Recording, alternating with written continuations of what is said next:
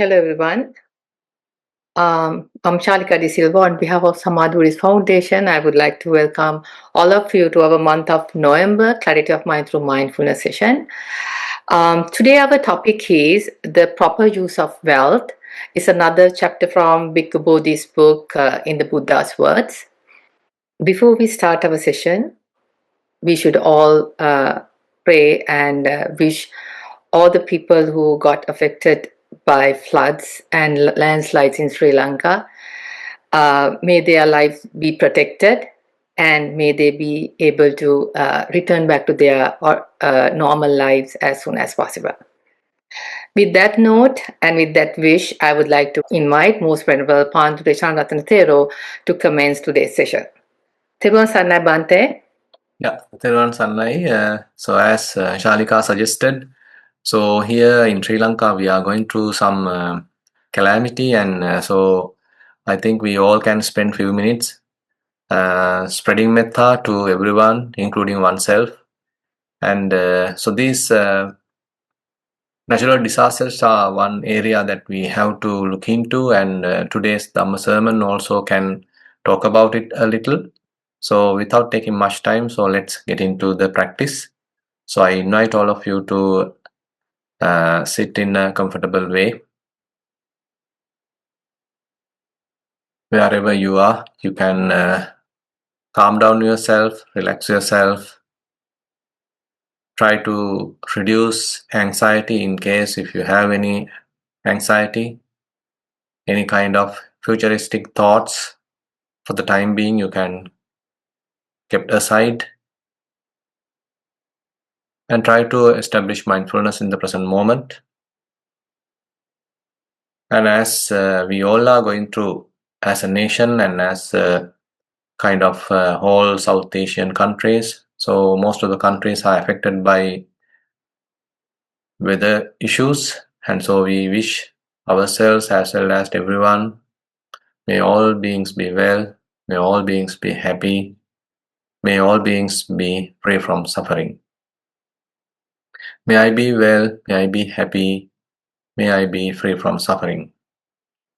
So whatever the disasters going through this whole world, we wish that those disasters, either human-made or man-made, or the natural disasters, let there be kind of well-being in the human realm, some kind of understanding, and then working towards a peaceful coexistence so that we all can live peacefully. And whenever there is a disaster, we all can come together and help each other, and then we can use even the disasters in a more humane way so that we can develop certain human qualities.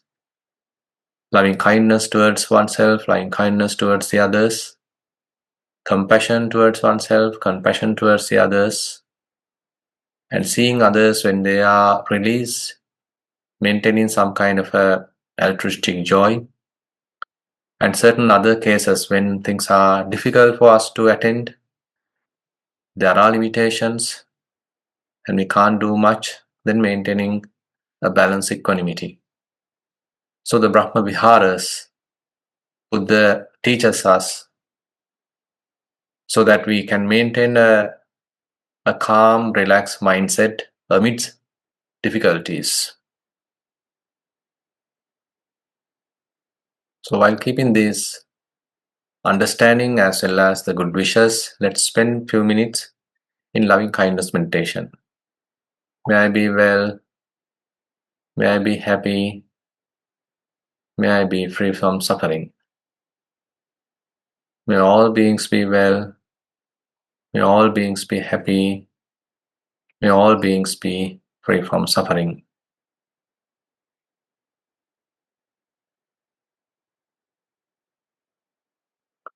Starting with yourself, like you are bathing in loving kindness, and then spreading that same metta towards your close by relatives, towards the close by other people, towards the whole city, towards the whole country, towards the whole world, towards the whole universe. So you being a kind of a metta source, spreading metta towards everyone, including yourself.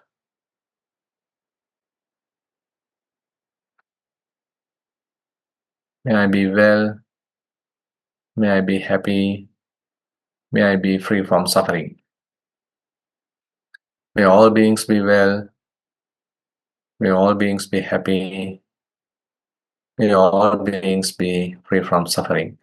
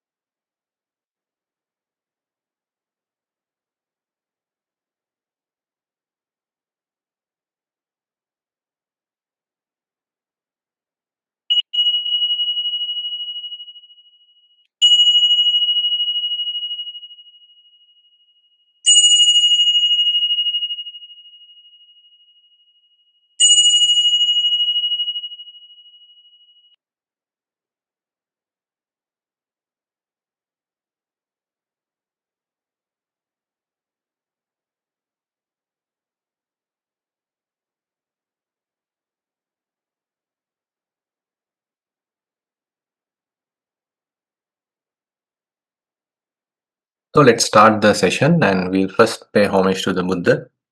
Namo tassa bhagavato arahato samma sambuddhassa. Namo tassa bhagavato arahato samma sambuddhassa. Namo tassa bhagavato arahato samma sambuddhassa. So let me share the screen. So today also another topic available in the Buddha's words from Bhikkhu Bodhi. And here actually the Buddha at various discourses deliver certain information, certain preaching, which is helpful to maintain a life which is well balanced and again economically in a kind of a balance. So here the topic today is fairly involving the lay peoples, so how they are supposed to live, how they are supposed to maintain their wealth, how to earn the wealth, this kind of aspects. So in a way quite practical and quite useful, and sometimes this is mentioned as the right livelihood, samma ajiva. And as you know, Samma Ajiva is one factor in the Noble Eightfold Path, and it is actually related to the Sila, the morality. Samma Vacha, Samma Kammanta, Samma Ajiva. So, Samma Vacha related to the speech, Samma Kammanta related to how you are maintaining your body, and then Samma Ajiva is related to how you are maintaining the proper livelihood. So it basically guides the lay followers toward an ethical way of earning and using wealth. So we can earn in many different ways. One can accumulate wealth from many different ways. But the interesting thing is that we have to concern about certain ethical aspects when we are doing that. So our earning has to be righteous. So it shouldn't harm ourselves, it shouldn't harm the others. So therefore, this ethical aspect of earning is something very important to concern. And here we can understand that wealth itself is not condemned by the Buddha. So Buddha didn't condemn the wealth, accumulating even the wealth. So we can see in the coming slides how Buddha is asking us to maintain the wealth or use the wealth properly. So therefore we can see that he is not against the wealth. The problem is improper livelihood and harmful use of wealth is something that Buddha discouraged. So one can earn something, but if he is using it for one's own harm, one's own ethical degradation, or he is using the wealth to harm the others, so that is where we need to be concerned, because wealth is something that we can use either for the favor of ourselves, for the well-being of ourselves and the others, or we can use it for the harm towards ourselves and the others. So that is where the important fact that Buddha is trying to emphasize.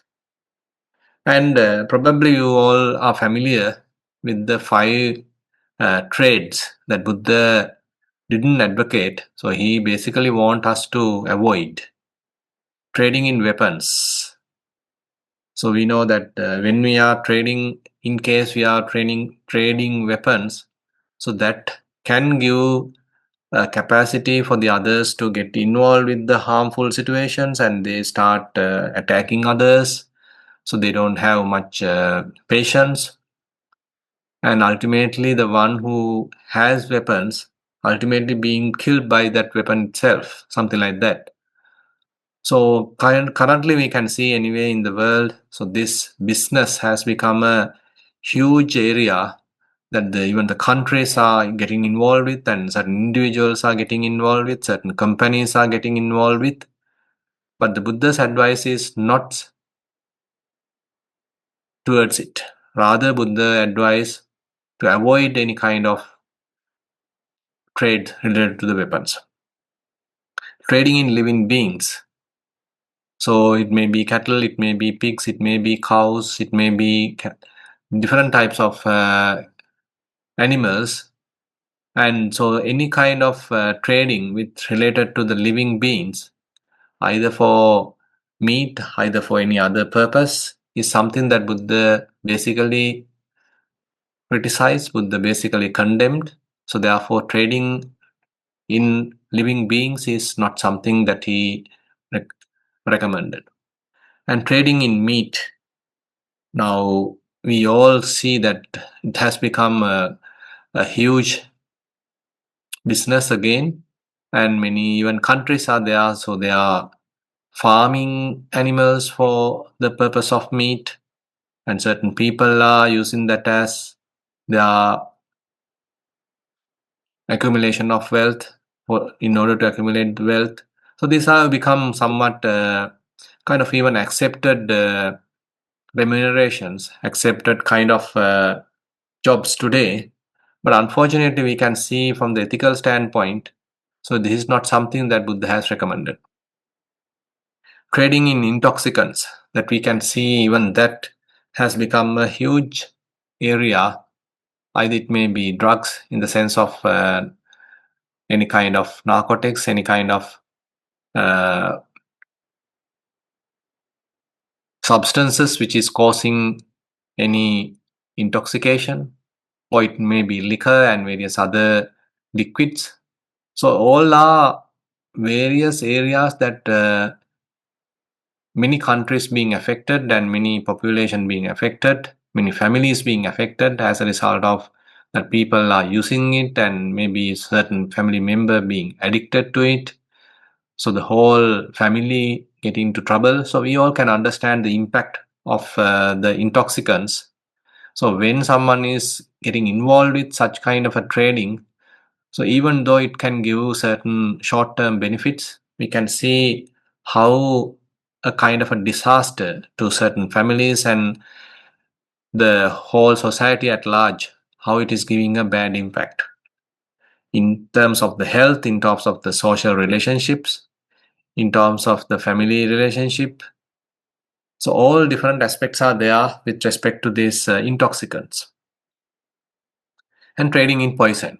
It may be for agriculture, it may be for various other purposes, but if it is something poison, it could be harmful to oneself, it could be harmful to the others, it could be harmful to the environment, to the animal, fauna and flora. So all these different areas are there. So we can see the point behind all these 5 points, 5 tradings, that it is harmful to oneself and it harmful to the others.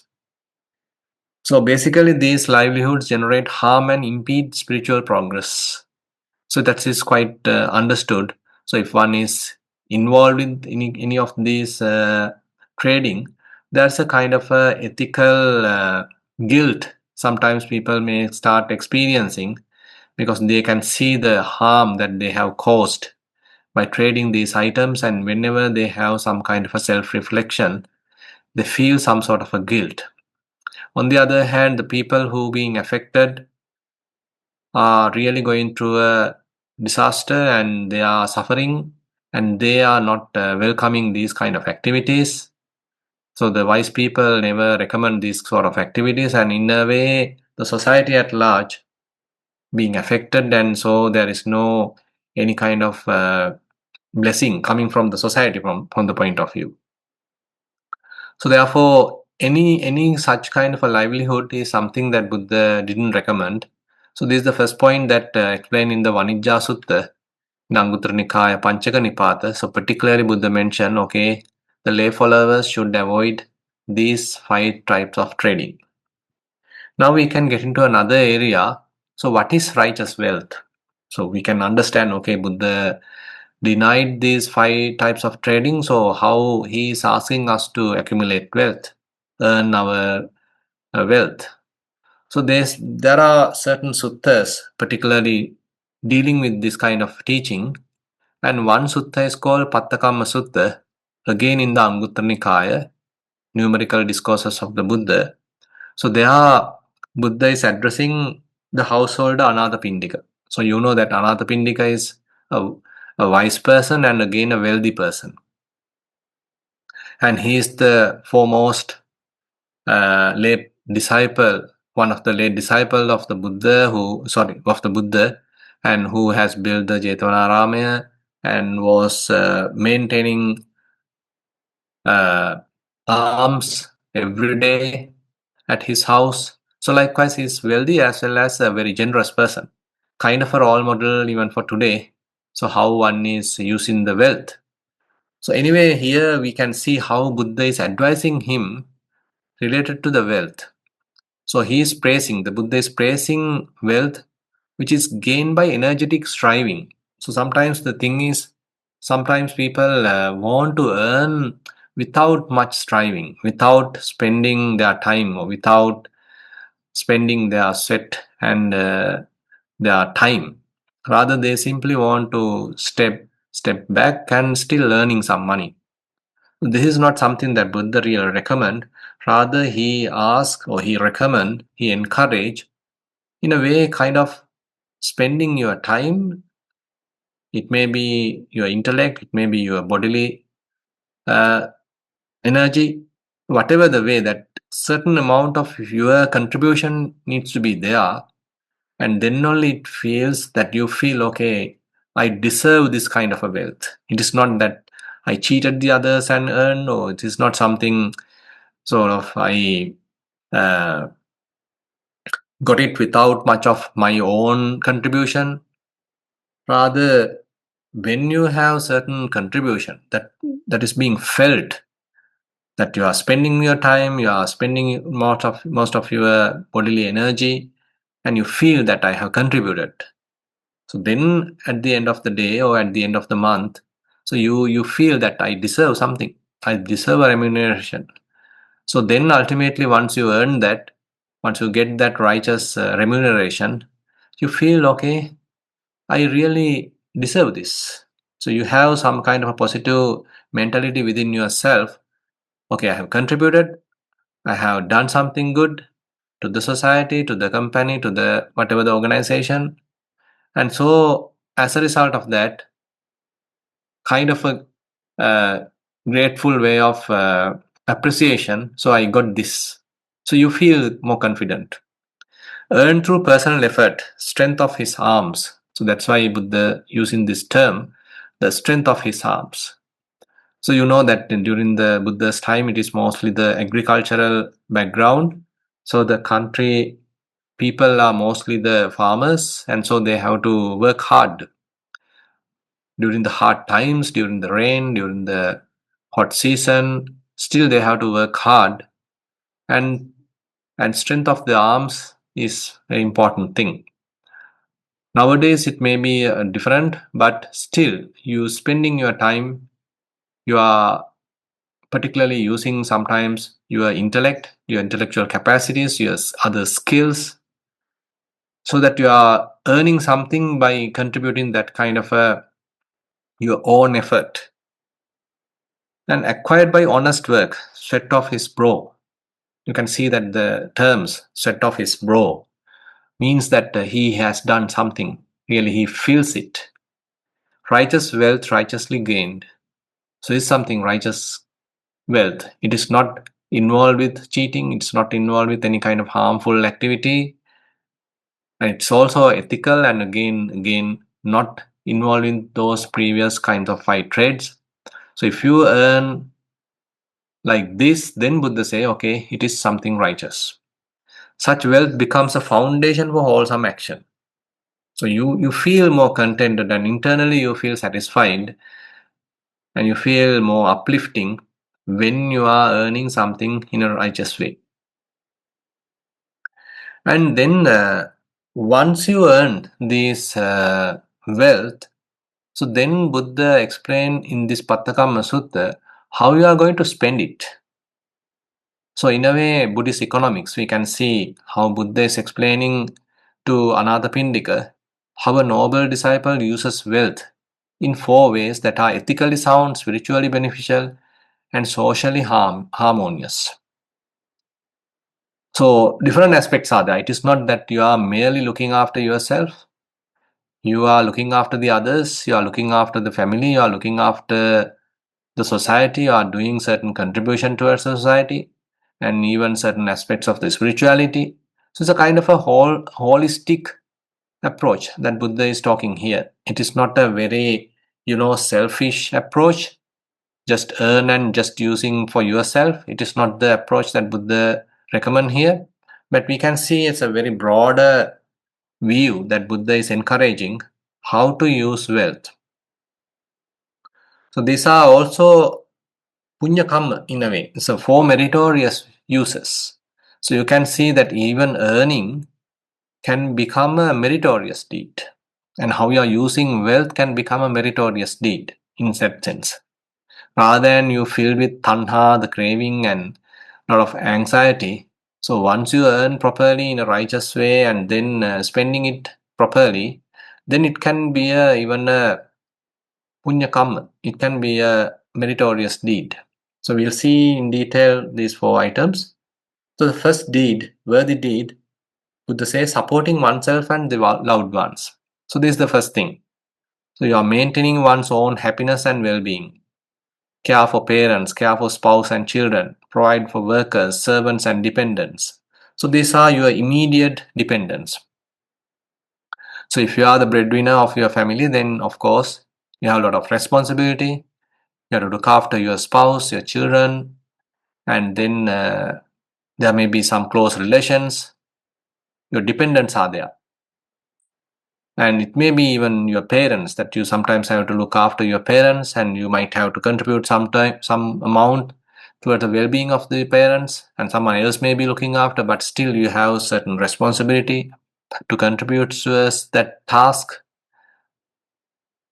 And so we can see, so the once one has earned something righteously, so one has to use it for one's own well-being and for the well-being of the other loved ones. So these are the immediate loved ones.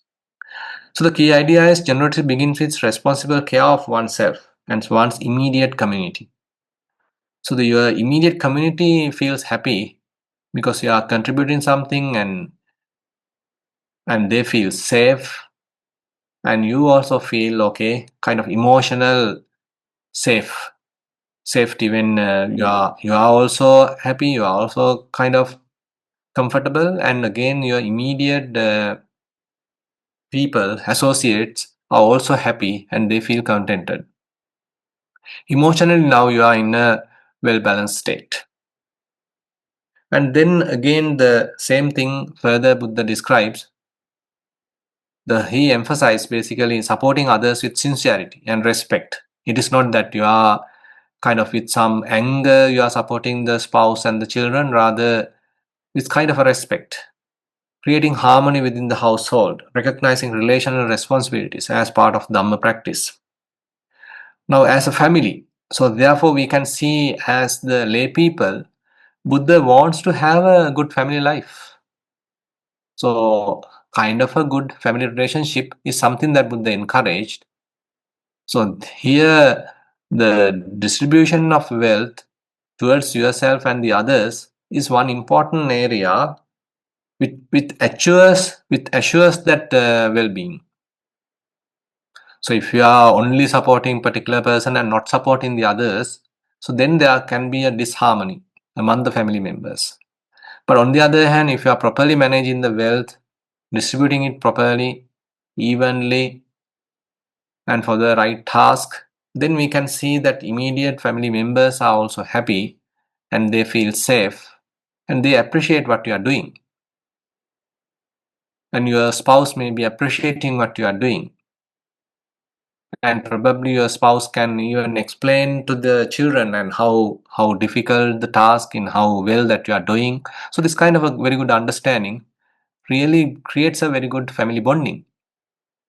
So therefore, the wealth is one aspect to have this proper family bonding.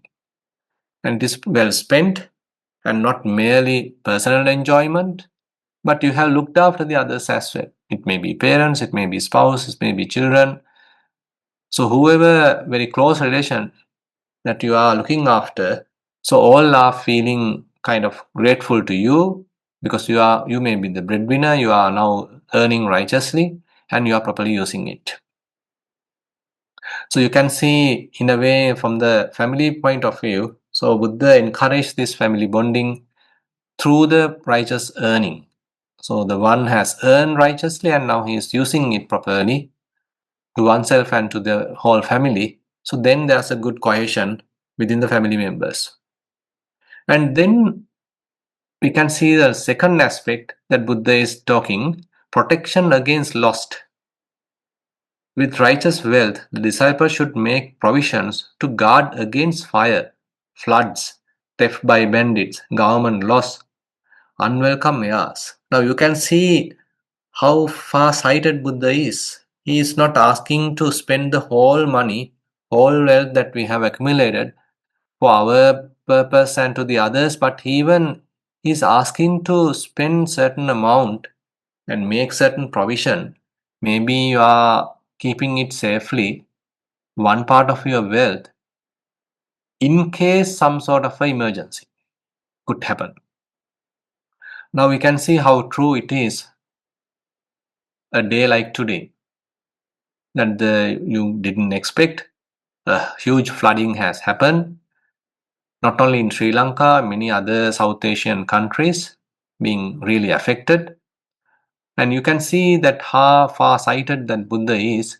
So when you are able to earn something righteously, so he is saying, okay, you need to kind of anticipate these kind of disasters. So this is the sensual realm that we are living with, which is very, very vulnerable place, and the conditions are continuously changing, and we never know what would happen in the next instant. So therefore, if you have certain wealth righteously earned, so please keep certain amount for the use of such kind of emergency. It may be due to fire that you may lose what you have. It may be due to flooding that you lose everything.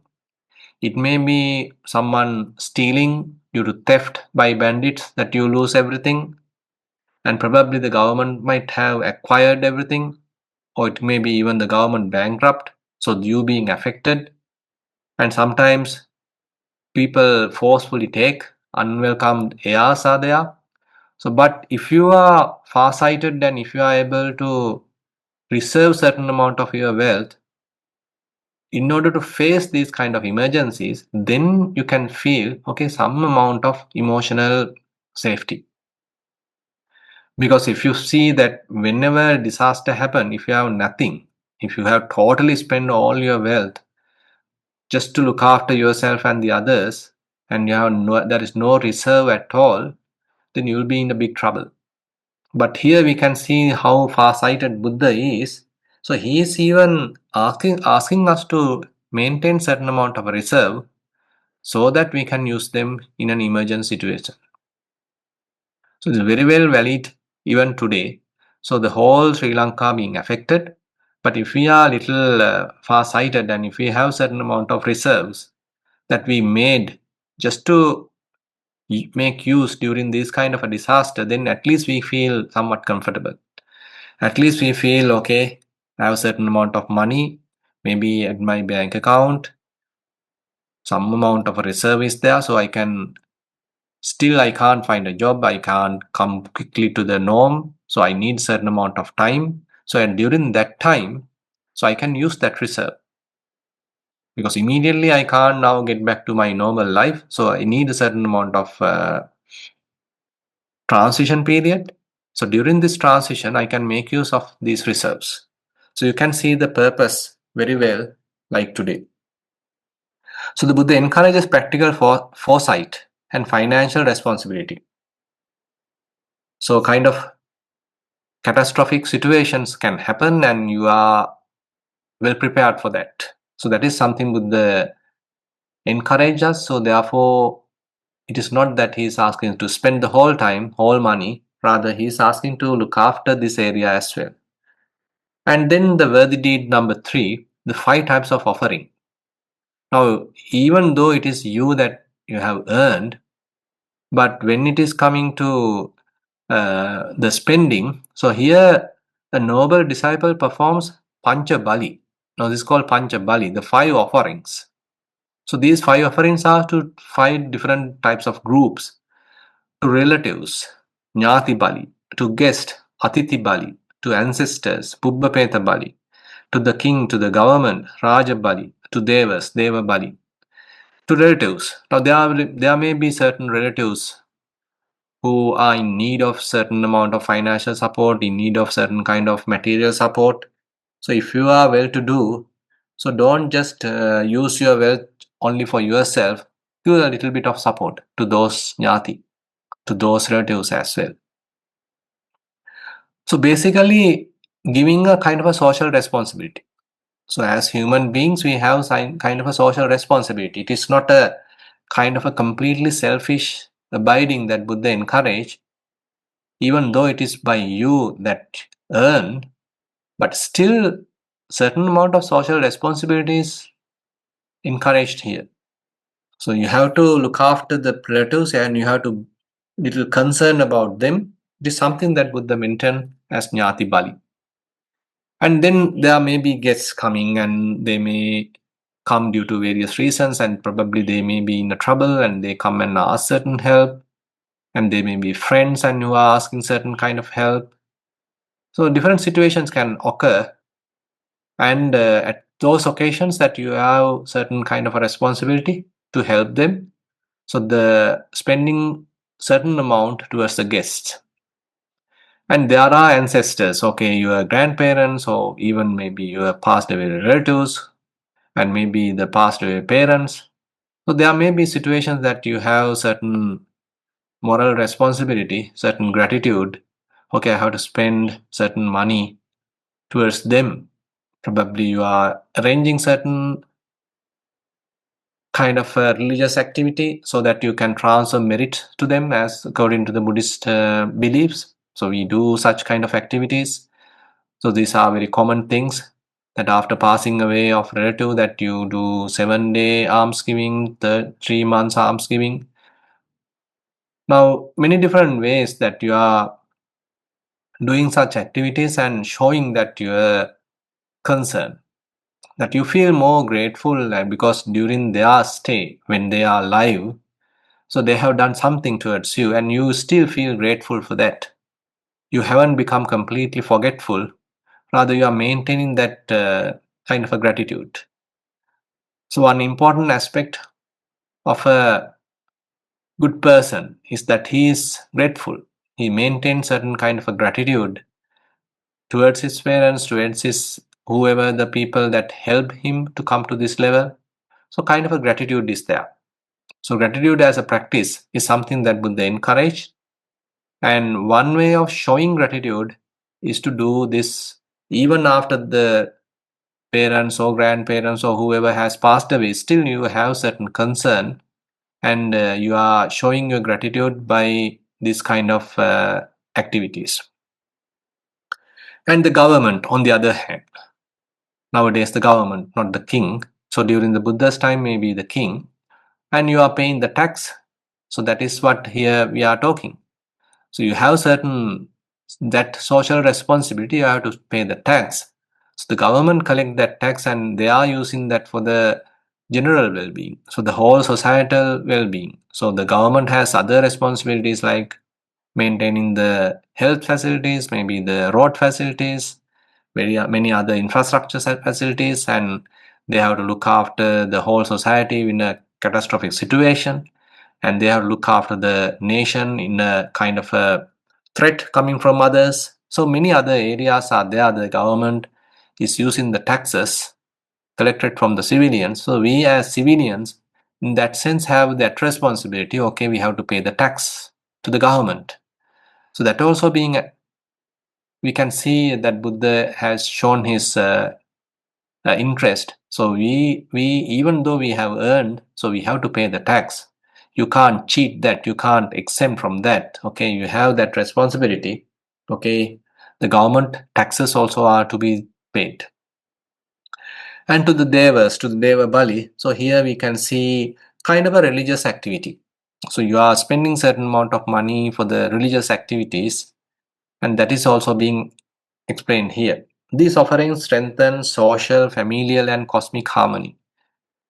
So here, as a whole universe that Buddha has taught, not as an individual. So you as an individual learning, but you're contributing towards your family, towards the society, towards the whole human realm.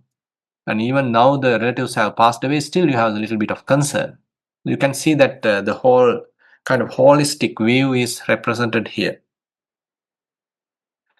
And supporting the noble Sangha and whoever the Brahmins that who are ascetics and Brahmins who live with restraint, practice patience and gentleness, cultivate inner training and calming, strive for Nibbana. So there are certain groups like monks and other Brahmins who are more concerned the spiritual path.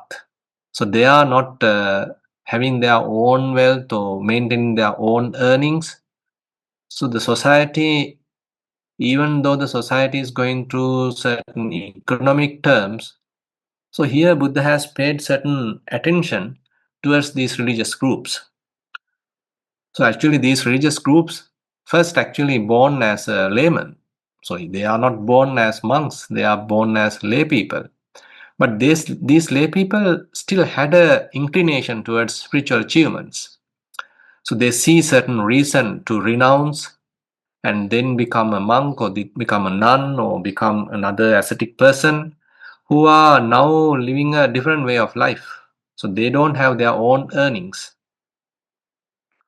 So they have a different goal now. So they are spending more moral life, and they are striving, and they are meditating and doing various other social activities. And so from the layperson's point of view, certain amount of support towards those people are expected.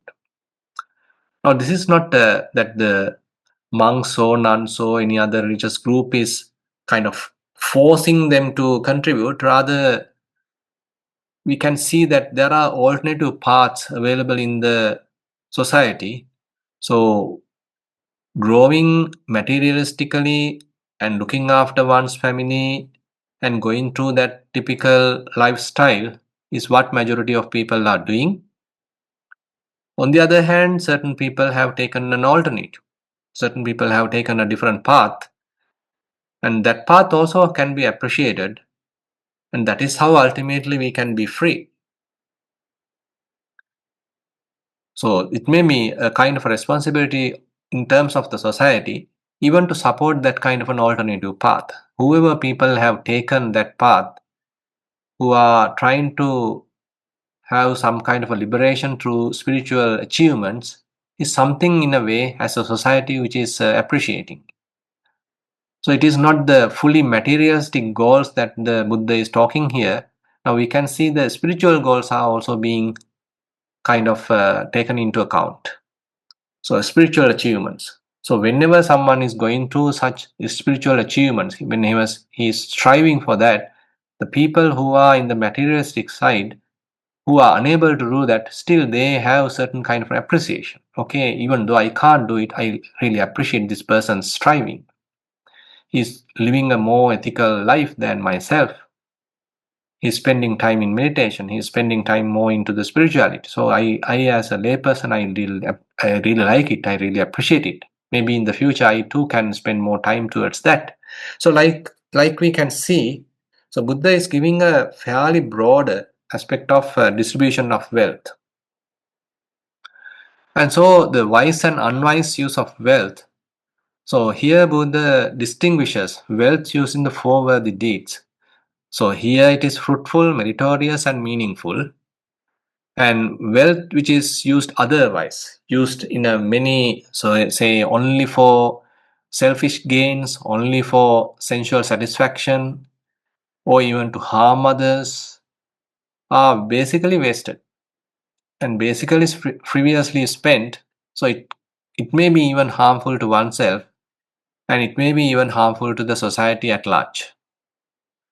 So spiritual value depends not on wealth itself, but on how it is used. So here we can see that Buddha encouraged the earning, accumulation of wealth, and the important thing is how you are using it, how you are distributing it. So if you have certain amount of wealth, it gives a lot of facility for you to do a lot of meritorious deeds. So that's why I, as mentioned earlier, so if we are using it properly, so we can see it is a kind of a meritorious deed. So it is not that you are always involved with the other spiritual activities, even when you are spending properly what you have righteously earned, that itself can be a kind of a meritorious deed. When you are looking after yourself, when you are looking after your close relations, your loved ones, and you are contributing towards the well-being of the society, you are appreciating the spiritual achievements. So you can see a kind of a more broader scope in the human beings. And we can see how far-sighted the Buddha is. So if we are trying to adhere to these principles, we can see what a kind of a harmonious society we would have. So these are certain Buddhist principles that we can see the proper division of wealth, proper looking after the social responsibilities, and in a way as a cohesive unit, as a cohesive society, so we all can look after ourselves. That is quite evident like today. So when people are looking after oneself, they are contributing towards the common activities, they are helping each other, then we can maintain a good life for ourselves and to the others. So this is something that's a kind of a role model that we can look into. And here we can see, so right livelihood avoids any kind of harm. Wealth earned righteously becomes a powerful tool for cultivating merit. And if you have wealth, so you have many opportunities to use it properly to do a lot of meritorious deed. It's a kind of a resource you have. It's a kind of a skill you have. And the four worthy deeds balance personal welfare, family care, social responsibility, and spiritual generosity. So many aspects are there. So you are not neglecting the personal welfare. So sometimes people are not properly balancing these two sides. So they are only concerned about the spirituality and they neglect about their family welfare. So that is also not that Buddha encouraged. Rather, we can see a kind of a good balance here. So he is encouraging the personal welfare. He is encouraging the family welfare, the family bond. And again, he is asking us to maintain kind of a social responsibility and not neglecting the spiritual responsibility. That we have to have a kind of a direction in our lives. Even though today I'm fully involved with, say, certain family responsibilities, still you are having kind of a far sight. Okay, this is the direction my life have to be moved in the future. You are still appreciating that spiritual goal, which is underneath your own kind of a capacity. You have that spiritual capacity. It is not completely neglected. Even though you are a family person, the spiritual capacity is not something completely neglected. You are in a way appreciating the people who are doing it, and again looking after and looking forward your own future involvement. You too can spend more time in that, and you're giving certain further emphasis on that, and that is being addressed even today by making a contribution, something like that. True wealth lies in wise, compassionate, and purposeful use. So you can see that Buddha, even though he is a spiritual teacher, he haven't neglected the kind of societal activity, the family activities, the family responsibilities, even the economics, and he has addressed these areas. And even though sometimes we are talking more into the Four Noble Truths, Patissamuppada, these kind of very, high level spiritual teachings, but still we can see Buddha didn't neglect the economic terms. How a family has to be maintained, how the wealth has to be distributed, how the society has to be supported as a whole universal way, how he has looked into it. Okay, these are the areas that I like to share with you today. And with that note, I like to conclude today's session, the teaching, and now I like to open the session for questions.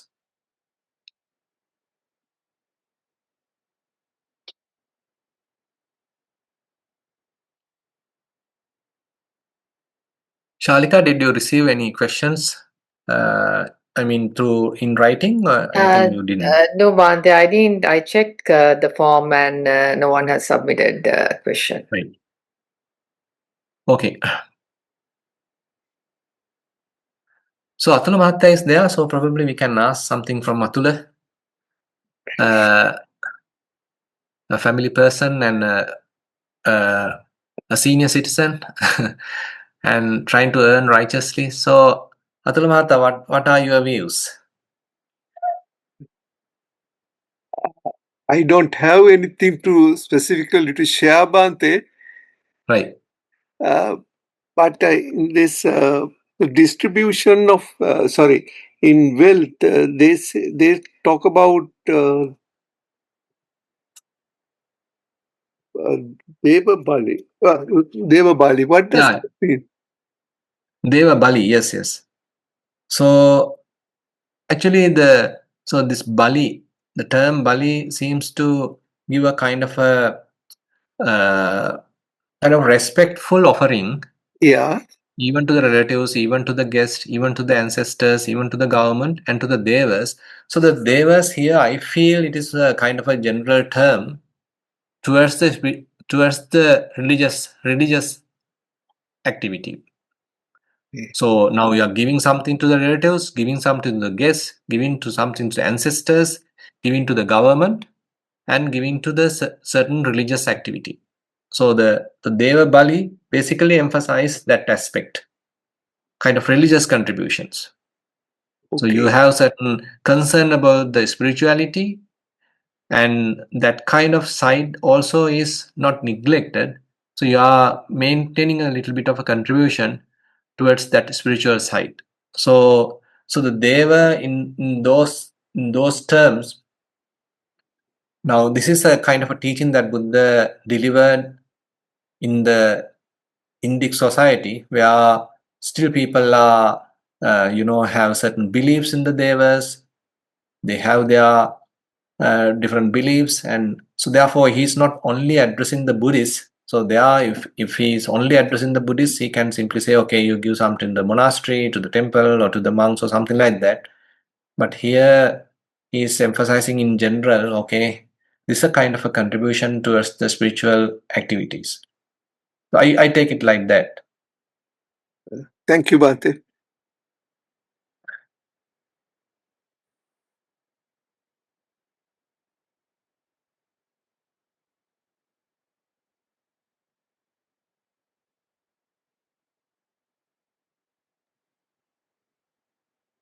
Geeta, please go ahead and ask your question.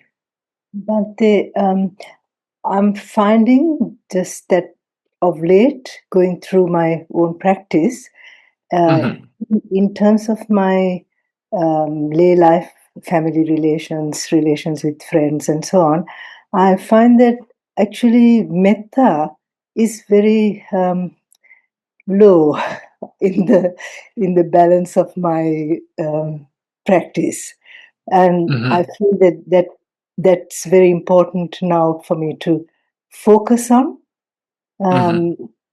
to give some balance to my practice.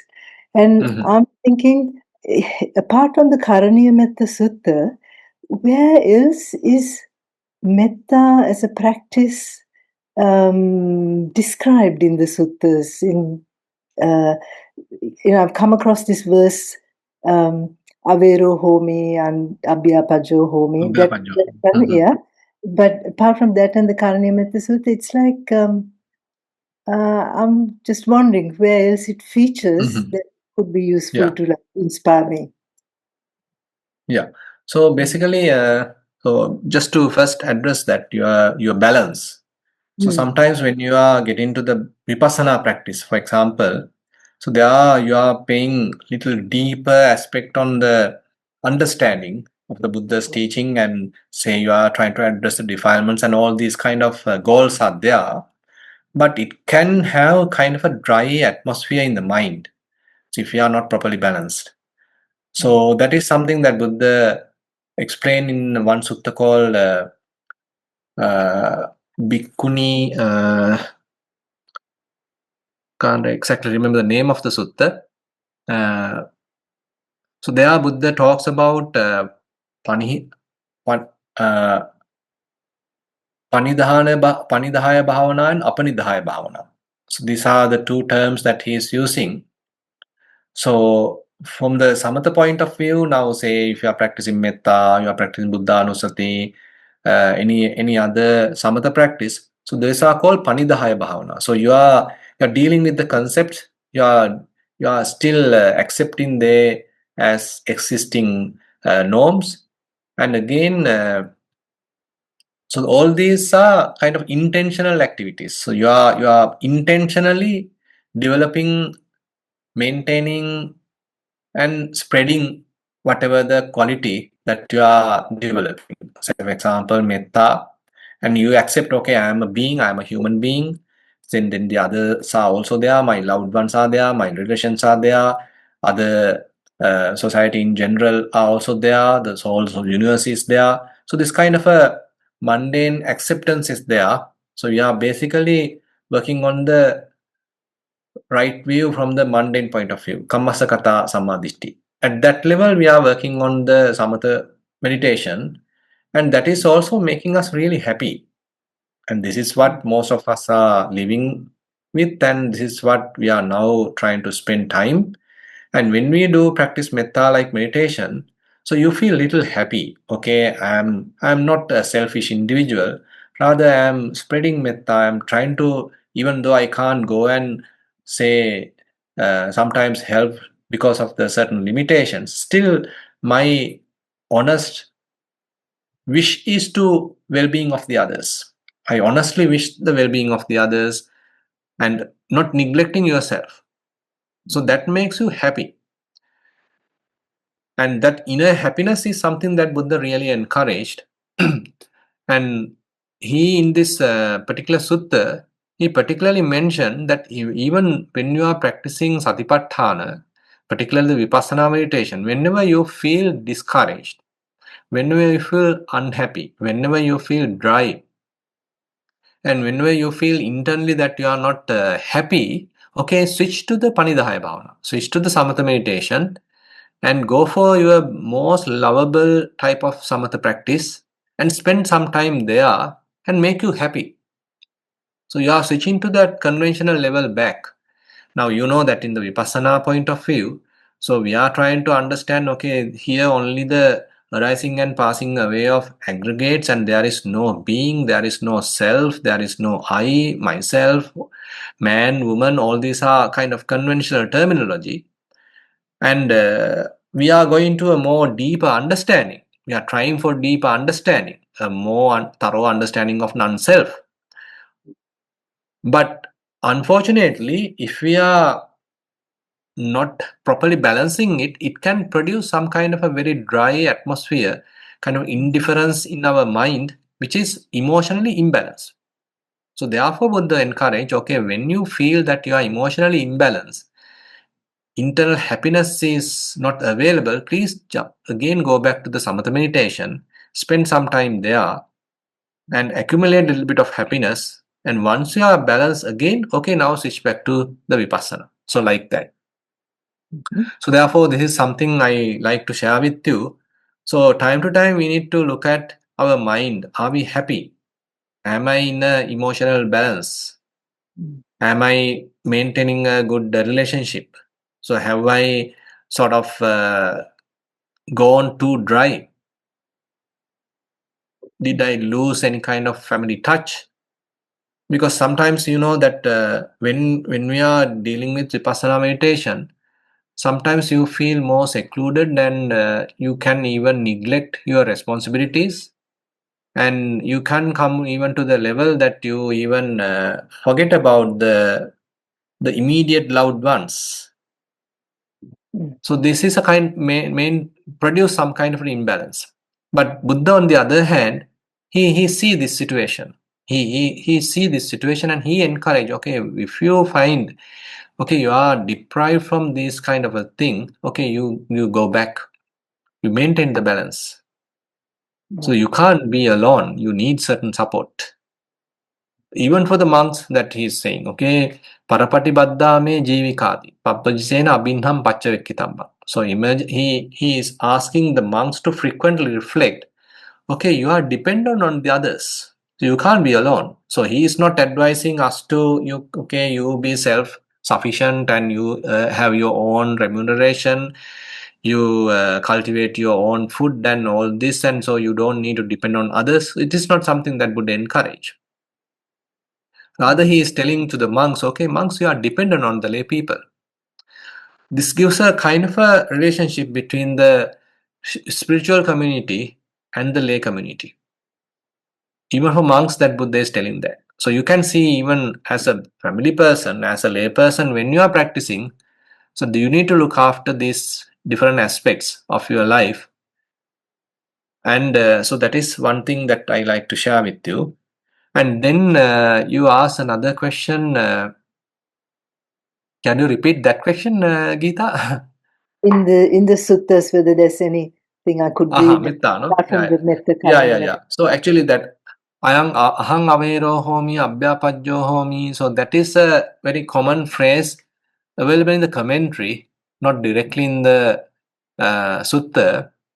But the Metta Sutta is one type of a role model. We can see a very interesting, fairly popular sutta which Buddha talks about the loving kindness. And many aspects are mentioned there. And based on that model, actually later, the commentary has developed further information how to do metta meditation and what are the areas and how systematically you can do it. So these are some later contributions, not directly in the sutta. In terms of the sutta, certain suttas actually give the benefits, like Mettanisansa Sutta in Anguttara Nikaya. So there Buddha explained the 11 benefits of metta meditation. So we can see that he very well accepted it and explain it to some extent in the Metta Sutta, and benefits are explained in the Mettanisansa Sutta.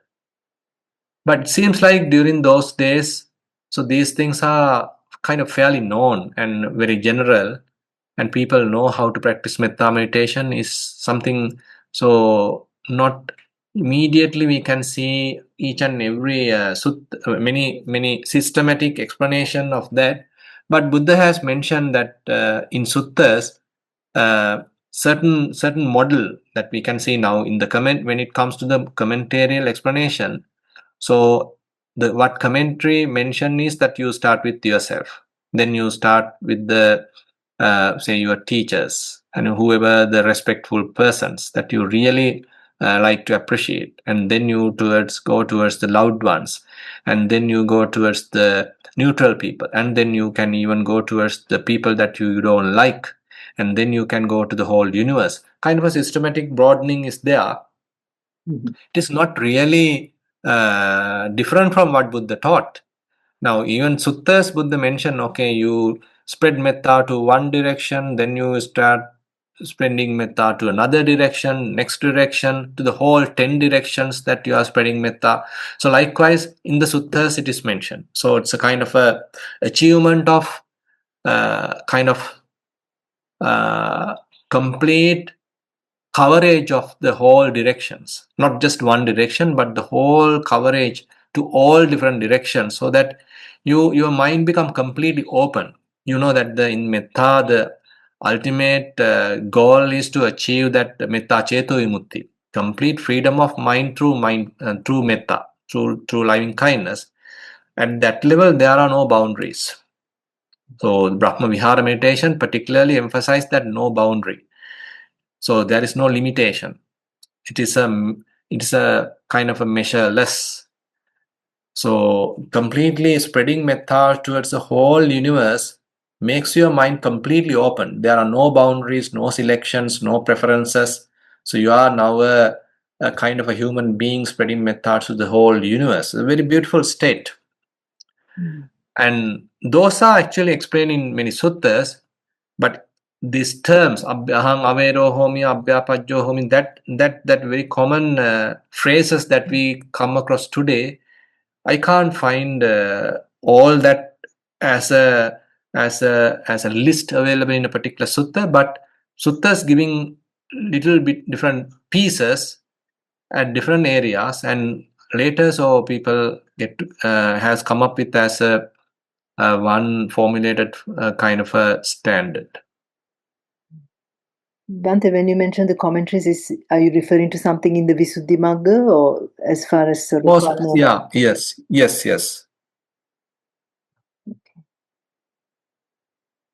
It's too big a book to way through that. But the thing is, metta meditation is a very well known meditation, so you don't need to go to these kind of comprehensive books. Rather, many monks and others who are practicing metta, it's a very known practice. It is not something very difficult practice either. And the point is that you start with yourself. So as we all did today, so you close your eyes and sit cross-legged, and you have a kind of a connection with your own self, and then you are honestly wishing may I be well, may I be happy, may I be free from suffering, may I attain nibbana, or something like that. You can have most, that heartfelt phrases. So sometimes important thing is, it is not that you are taking very difficult, very uh, sophisticated phrases, but these phrases have to be really honest as well as heartfelt. So that's why sometimes people encourage to use your own mother tongue, so that you are feeling it really well. You feel connected to it, and you honestly connected to it. And that so the important thing is, as a result of these phrases, you start feeling loving kindness. It is not a parroting type of a thing. It is not mere, reverberation. It is not mere speech. Rather, as a result of this vitakka, this applied mind, applied thinking, you start feeling metta. The quality of metta being felt in your heart. There you can see, okay, it is working. Okay, these phrases are really working. It is giving certain attention and it is working for me. Now I feel the quality of metta. I feel lovable. I feel loving kindness in my heart.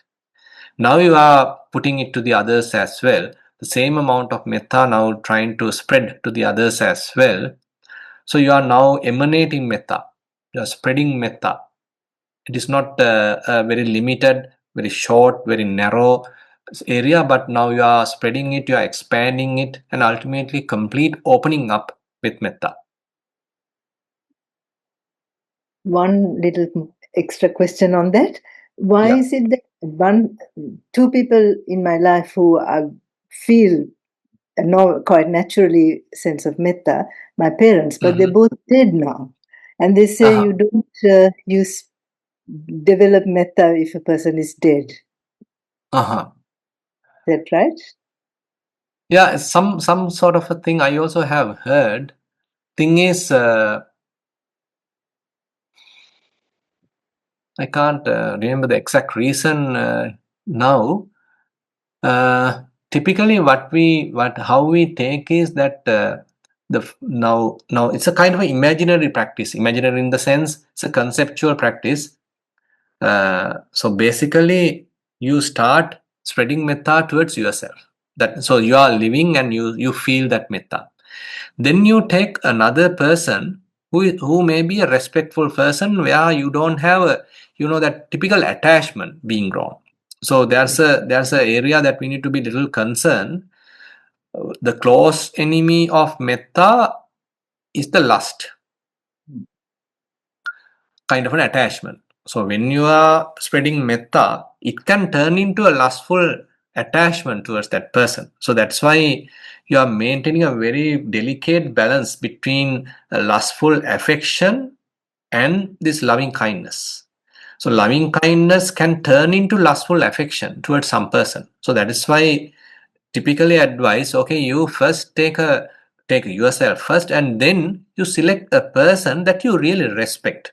And again, he or she in the same sex. If you are a woman, okay, you are taking another woman. If you are a man, okay, you are taking another man. And typically a respectful person, that you have certain gratitude, you have certain kind of appreciation what he's doing, and probably he has helped you, he has guided you, and he may be kind of giving certain guidance in your life, something like that. You have certain kind of respect towards that person, and then you honestly wish well-being towards him, and so it is quite easy to have that metta quality in your life, in your mind. The problem, if you are immediately starting with your husband, your wife, your child, then that kind of an affection, attachment can get into the picture.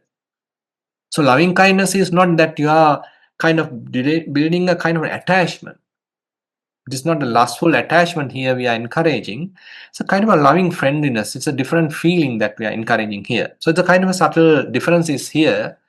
So taking such person you respect, and you really appreciate what he's doing, and you have certain respectful wishes that he needs to be well, he needs to be happy, and you honestly encourage it, And then it is quite easy to get into this proper metta in your heart.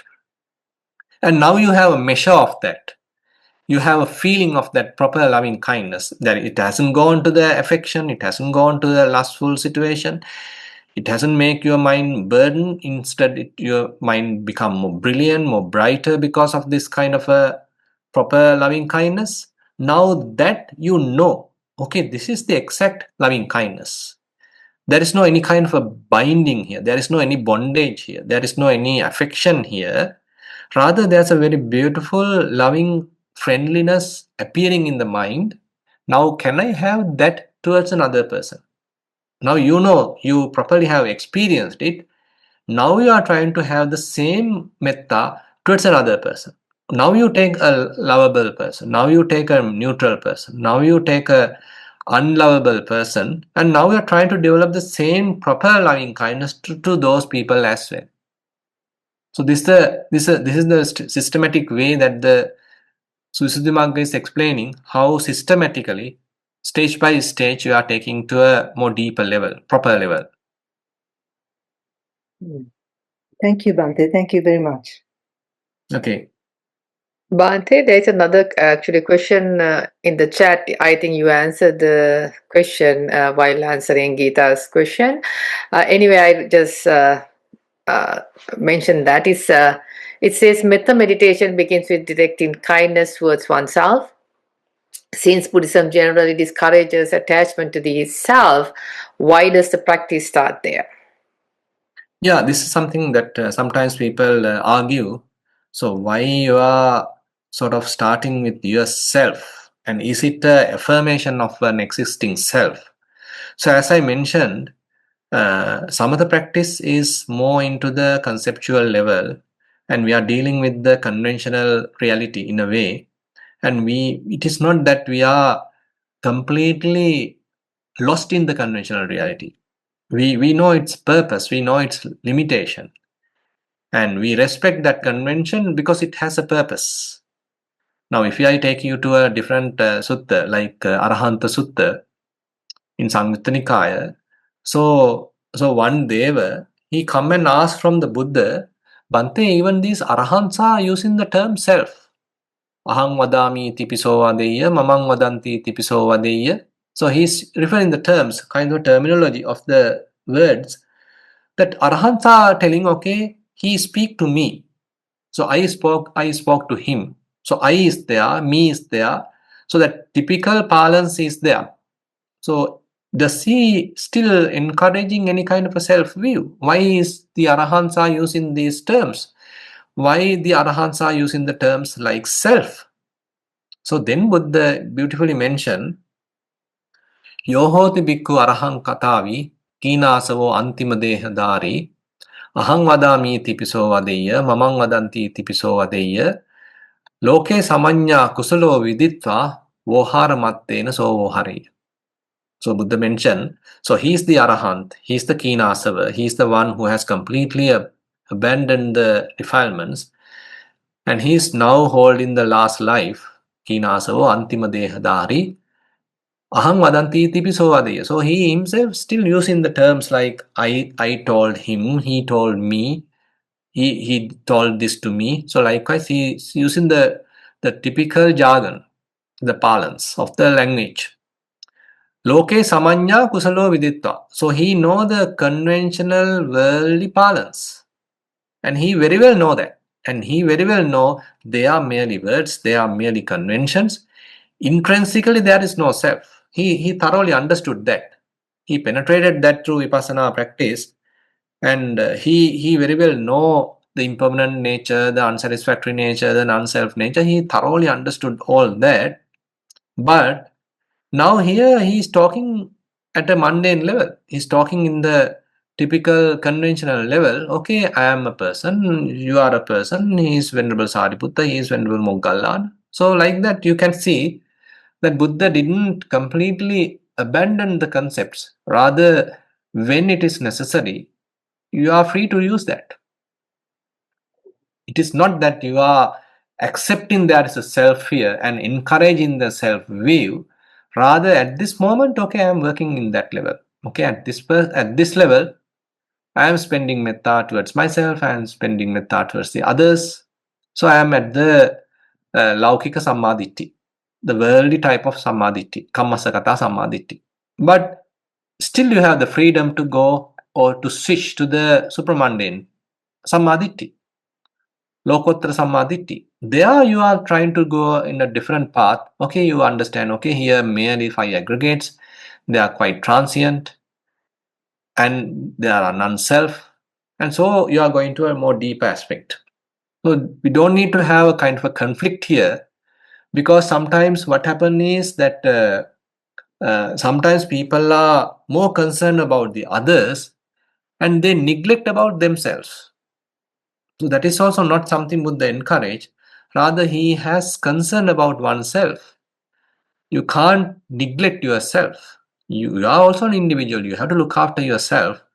And you also need certain self-compassion. You can't neglecting yourself. Rather, you need certain self-caring, well-being. So that is something Buddha encourage. So therefore, I feel that